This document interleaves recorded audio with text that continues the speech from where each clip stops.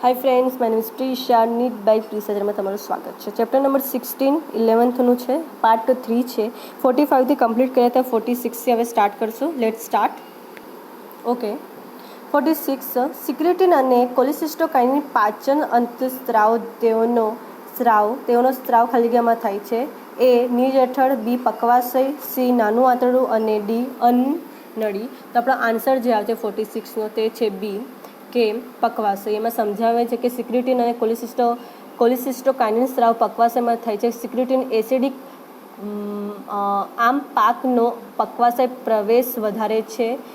CCK-PZ પકવાશયમાં ચરબીની હાજરી હોય છે। પ્રક્રિયા સિક્રેટિન સ્વાદુરસમાં બાયકાર્બોનેટને મુક્ત કરે છે। CCK-PZ પિત્તાશયને પિત્તરસનો સ્ત્રાવ કરવા સંકોચે છે। સ્વાદુપિંડને પિત્તરસનો સ્ત્રાવ કરવા પ્રેરી સ્વાદુરસમાં ઉત્સેચકોનો સ્ત્રાવ પ્રેરે છે। Okay, 46 question. ખાલી જગ્યા રોગથી પીડાતા દર્દીને સામાન્ય રીતે સલાહ આપવામાં આવે કે ખાસ કરીને આહારમાં વધુ માંસ, મસૂરની દાળ, દૂધ અને ઈંડાનો ઉપયોગ કરવો જોઈએ। સ્ક્વી, ક્વાસિયોકોર, રિકેટ્સ, એનિમિયા, પાંડુરોગ। તેમાં આપણે કહી શકીએ છીએ એમાં આન્સર જે આવે છે 47માં બી કે ક્વાસિયોકોર। એમાં કહેવામાં આવે છે કે પૂરતા પ્રમાણમાં કાર્બોદિત અને ચરબી ધરાવતો ખોરાક બાળકોને મળે તો પણ હજુ તે ગંભીર પ્રકારના કુપોષણથી પીડાય છે। આ પ્રકારના કુપોષણને ક્વાસિયોકોર કહે છે, જે બાળકમાં થાય છે, જે ખોરાકને પ્રોટીન અભાવ હોય છે, જે ખોરાક મળી રહેતું નથી। જ્યારે પ્રથમ બાળક નિર્બળ હોય છે, જે માતા દૂધ સિવાય બીજા ખોરાકથી ટેવાયેલા હોય છે। જ્યારે બીજું બાળક જન્મે ત્યારે માતા દૂધમાં પ્રાથમિક પ્રોટીન પુરવઠો હોતો નથી। જો નવા ખોરાકમાં પ્રોટીનનું પ્રમાણ ઓછું હોય કે વૃદ્ધિ પામતી બાળકમાં જરૂરી છે, તેમાં આ રોગ વિકાસ પામે છે। દૂધ, મસૂરની દાળ, માંસ, ઈંડા વગેરે ખોરાકના જથ્થામાં વધુ પ્રમાણમાં પ્રોટીન હોય છે। 48 ક્વેશ્ચન નંબર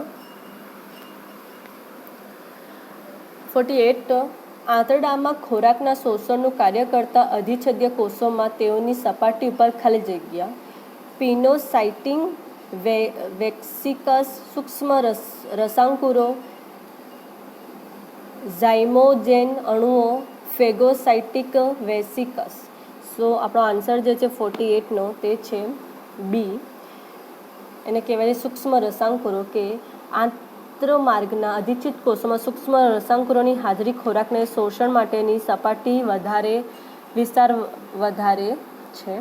49 નીચે આપેલા પૈકી કયો એક ચરબીમાં દ્રાવ્ય વિટામિન અને તેને લગતું ત્રુટિજનક રોગ? રેટિનોલ, બી વિટામિન એ, ઝેરોઓન્થેમિયા, કોબાલમાઇન, બેરીબેરી, કેલ્સીફેરોલ, પેગ્રા અને એસ્કેરો એસિડ સ્ક્વેન। સો આપણો આન્સર જે છે એ રેટિનોલ વિટામિન એ ઝેરોઓન્થેમિયા, જેમાં ચરબી દ્રવ્ય વિટામિન એ, ડી, ઈ અને કે વિટામિન એની ખામી ઝેરોઓન્થેમિયા ઉત્પન્ન કરે છે। 50 ક્વેશ્ચન। જો જઠર ગ્રંથિના પેરાઇટલ કોષનો સ્ત્રાવ અવરોધન દ્વારા અટકાવવામાં આવે તો શું થશે? એ આમ પાકમાં જઠરરસનો અભાવ હશે, પેપ્સિનોજનમાં જઠરરસનો અભાવ હશે, સી હાઇડ્રોક્લોરિકના સ્ત્રાવમાં અભાવ હશે, અક્રિયાશીલ પેપ્સિનોજન ક્રિયાશીલ પેપ્સિનોજન રૂપાંતર પામશે નહીં, ડી પકવાશયના શ્લેષમસરમાંથી એન્ટેરોકાઇનેઝ મુક્ત થશે નહીં અને આથી ટ્રિપ્સિનનો રૂપાંતર થશે નહીં। તો 50નો જે આન્સર છે આપણો તે છે સી કે એચસીએલના સ્રાવને અભાવે અક્રિયાશીલ પેપ્સિનોજન ક્રિયાશીલ પેપ્સિનમાં રૂપાંતર પામશે નહીં। માં સમજાવે છે કે જો જઠર ગ્રંથિમાં પેરાઇટલ કોષો એટલે ઓક્સિટિક કોષો સ્ત્રાવ અવરોધો દ્વારા અટકાવવામાં આવે તો એચસીએલના સ્રાવની ગેરહાજરી અક્રિયાશીલ પેપ્સિનોજનમાં સક્રિય પેપ્સિનમાં રૂપાંતર થતું નથી। 51 નીચે આપેલા પૈકી કઈ એક સાચી લાગુ પડતી આપેલી પદાર્થ અને તેની ઉપર અસર કરતા ઉત્સેચકની પ્રક્રિયાની જગ્યા અને તેની ઉપજ હશે? પકવાશય ટ્રાયગ્લિસરાઇડ, મોનોગ્લિસરાઇડ, નાનું આંતરડું સ્ટાર્ચ, ડાયસેકરાઇડ, માલ્ટોઝ, નાનું આંતરડું પ્રોટીન, એમિનો એસિડ, જઠર, ચરબી અને માઇસેલસ. આપણો આન્સર જે છે તે બી છે, તે છે નાનું આંતરડું સ્ટાર્ચ અને ડાયસેકરાઇડ માલ્ટોઝ. એમાં સમજાવે છે કે સ્ટાર્ચ છે પેન્ક્રિયોટિક આલ્ફા એમાઇલેઝ માલ્ટોઝ સેકેરાઇડ. જે નાના આંતરડા અને તે જઠર અને મોટા આંતરડા વચ્ચેનો પાચન માર્ગ ભાગ છે, જે પક્વાશય મધ્યાંત્ર શેષાંત્રમાં વહેંચાયેલો છે, સંપૂર્ણ પાચન અને અભિશોષણમાં કાર્યમાં અગત્યનો ભાગ ભજવે છે. 52. My God. નીચે આપેલા વિધાનો પૈકી કયું એક માનવમાં પાચન અને અભિશોષણનો વિશેષ સાચું છે? એ વાહક અણુઓ જેવા કે સોડિયમ પ્લસની મદદથી ફ્રુક્ટોઝ અને એમિનો એસિડ મધ્યાંતરમાં શ્લેષમસ્તર દ્વારા શોષાય છે.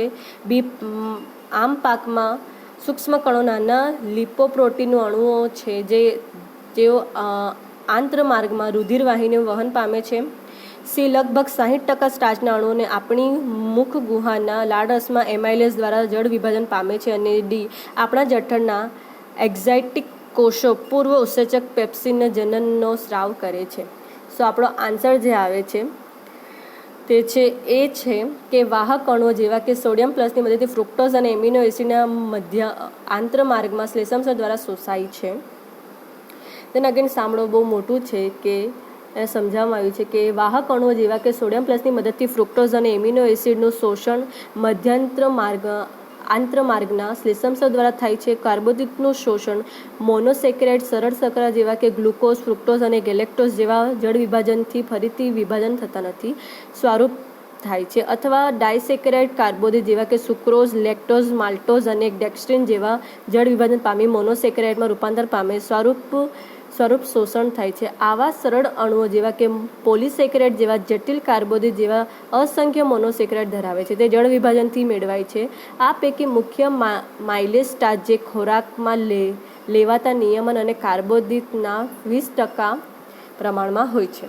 Question number 53. જ્યારે સ્તનપાનના સ્થાને પ્રોટીન અને કેલરીના ઓછા મૂલ્ય ધરાવતું પોષક પદાર્થને બદલામાં આવે તો 1 વર્ષથી ઓછી ઉંમર ધરાવતા બચ્ચાને ખાલી જગ્યાથી સામાન્ય રીતે સહન કરવું પડે. રિએક્ટર્સ છે, ક્વાસિયોકોર છે, પેલાગ્રા છે ને મેરામન્સ છે. આપણો આન્સર જે છે એ છે મેરામન્સ છે. એમાં કહે છે કે જ્યારે સ્તનપાનના સ્થાને પ્રોટીન અને ઓછી મૂલ્ય કેલેરી ધરાવતા પોષક પદાર્થને બદલવામાં આવે ત્યારે 1 વર્ષથી ઓછી ઉંમર ધરાવતા બચ્ચાઓને મારામસ્કની સહન કરવું પડે છે. મારામસ્ક કુપોષણ એક પ્રકાર છે જે જ્યારે યોગ્ય અપૂરતો પ્રોટીન ખોરાકમાં ન હોય ત્યારે થાય છે. ગરીબ દેશોમાં આ રોગ વધુ સામાન્ય રીતે જોવા મળે છે. તે દુકાળ કે બીજી કુદરતી આફતો જે રાજકીય અશાંતિ દરમિયાન જોવા મળે છે.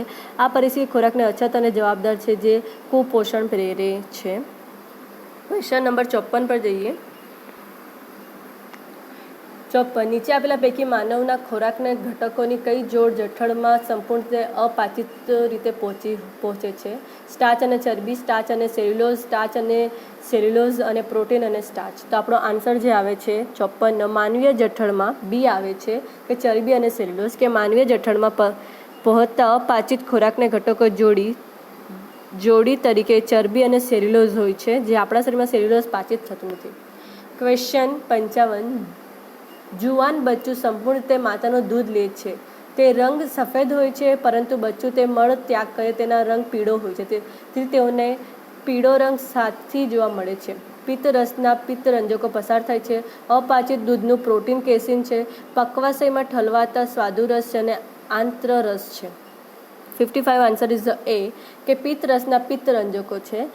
કારણ કે પિત્તરંજકો પિત્તરસ દ્વારા પસાર થાય છે. પિત્તરંજકો બધા રંગોના સંયોજન કે જે પોરોફાયરિન બનેલો હોય છે, જે પિત્તરસમાં જોવા મળે છે. સિદ્ધાંતિક રીતે બિલીરુબિન અને બિલીવર્ડિન જે પિત્તરંજકો નિયમન રીતે જ્યારે જૂના રક્તકણોનું વિઘટન બરોળમાં થાય છે ત્યારે કેટલાક લોહીના વિકારમાં રક્તકણો નાશ પામે છે ત્યારે વધુ પિત્તરંજક ઉત્પન્ન થાય છે. જે ટાઈમિંગની અંદર 120 દિવસની અંદર આપણું જે બ્લડ હોય છે તે નવું બને છે આપણે કહીએ છીએ. તો એ તૂટીને બિલીવર્ડિન બનતા હોય છે, બિલીરુબિન અને બિલીવર્ડિન. 56 ઓકે, જો કોઈ કારણસર આપણું પ્રચ્યુષી કોષો કાર્યરત ન હોય તો આ વિપરીત અસર દર્શાવે છે. સોમેટોસ્ટેનિન ઉત્પન્ન થાય છે. શિગ્ન ગ્રંથમાંથી થતો તેલી સ્ત્રાવ છે. શુક્રકોષનો પૃખ્યતા છે. આંતરમાર્ગમાં નીચે તરફ ખોરાકનું સરળ વહન.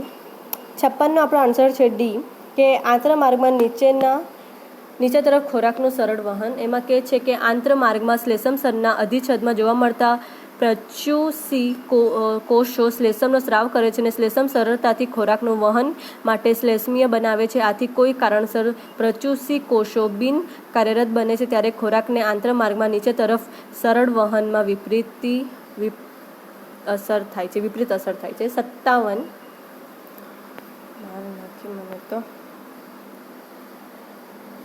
સોડિયમ જેવા વાહક અણુઓ ખાલી જગ્યા પદાર્થો અભિશોષણ મદદ કરે છે. એમિનો એસિડ અને ગ્લુકોઝ અને ફેટી એસિડ અને ગ્લિસરોલ, ફ્રુક્ટોઝ અને કેટલાક એમિનો એસિડ. સો આન્સર આપણે 57 છે. સક્રિય વહન સંકેન્દ્રતા ઢોળાંશની વિરુદ્ધ શક્તિની મદદથી થાય છે. આ માટે કોષ રસ પટલ વાહકો અને ખુલ્લી ચેનલ્સ ધરાવે છે. કેટલાક પદાર્થની સક્રિય વહન સાથે સામાન્યપણે બીજા પદાર્થના વહન સંકળાયેલા હોય છે. આ ઘટનાને દ્વિતીય સક્રિય વહન કહે છે. તે મુખ્ય પ્રકારે થાય છે. દાખલા કે સહવહન, ગ્લુકોઝ અને કેટલાક એમિનો એસિડ વધારાના સોડિયમ સાથે અંદર પ્રવેશે છે અને વિરુદ્ધ વહન Ca+2 અને H+2ની બહાર ગતિ જ્યારે વધારે સોડિયમ પ્લસ અંદર તરફ વહન પામે છે. આખી પ્રોસેસ છે જે આપણા બોડીમાં થાય છે. ક્વેશ્ચન નંબર 58, ચિંતાને વધુ પડતા મસાલાવાળા ખોરાક ખાવાથી સામાન્ય માણસને ખાલી જગ્યા થઈ શકે. અપચો, જોન્ડિસ, ડાયરિયા અને vomiting. So answer it's consider 58 અપચો. અયોગ્ય ખાવાથી ટેવ, ચિંતા, તણાવ કે આપઘાત કે કારણે અપચો, પેટમાં દુખાવો, પેટની ગરબડ, ગભરામણ વગેરે જોવા મળે છે. 59 મનુષ્યમાં અપાચિત ખોરાક પદાર્થ કે ઘટકો કોલમ 1માં આપેલા તેમાં કોલમમાં શોષણ સ્થાન અને પ્રક્રિયા સાથે સુયોગ્ય જોડકું જોડવાનું છે. આપણે ડાયરેક્ટ આન્સર જ કન્સિડર એટલે જે જોડકું આવે એટલે એમાં કહે છે કોલેસ્ટ્રોલ છે, માલ્ટોઝ છે, મોટા આંતરમાં સક્રિય પાચન છે, ગ્લાયસિન છે, ગ્લુકોઝ છે, નાના આંતરમાં સક્રિય શોષણ છે, ફ્રુક્ટોઝ સોડિયમ પ્લસ નાનું આંતરનું નિષ્ક્રિય શોષણ છે, ગ્લિસરોલ ફેટી એસિડ, પકવાશય, ચિલોમાઇકોન્સ અને તરીકે ઓળખાય છે. તો આન્સર જે છે આપણો બી છે, ગ્લાયસિન, નાના આંતરડું અને સક્રિય શોષણ. માં સમજાવવામાં આવે છે કે એમિનો એસિડ એ ગ્લુકોઝ જેવા મોનોસેકેરાઇડ્સ Na+ જેવા ઇલેક્ટ્રોલાઇટનું શોષણ રુધિરના સક્રિય વહન દ્વારા થાય છે. ફ્રુક્ટોઝ અને કેટલાક એમિનો એસિડ વાહક અણુઓ જેવા કે Na+ની મદદથી સાનુકૂલિત વહન પામે છે. ફેટી એસિડ અને ગ્લિસરોલ રુધિરમાં શોષણ થતું નથી, તેથી સૌપ્રથમ નાના અણુનું મેસલ્સમાં ફેરવાય છે, તે આંતરિય શ્લેષમ સ્તરમાં પસાર થાય છે. ક્વેશ્ચન નંબર 60, નાના આંતરડાના પ્રચ્યુલી કોષો ફ્રુક્ટોઝનું શોષણ કયા પ્રકારે થાય છે? સક્રિય વહન, સાનુકૂલિત પ્રસરણ, સહપરિવહન ક્રિયાવિધિ.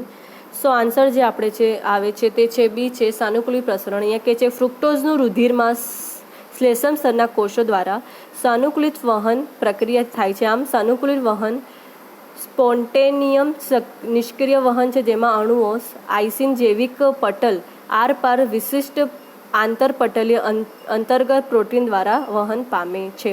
સો ફ્રેન્ડ્સ, અહીંયા આપણે આટલું રાખીએ છીએ. આગળના ભાગમાં ફરી મળશું. Thank you so much.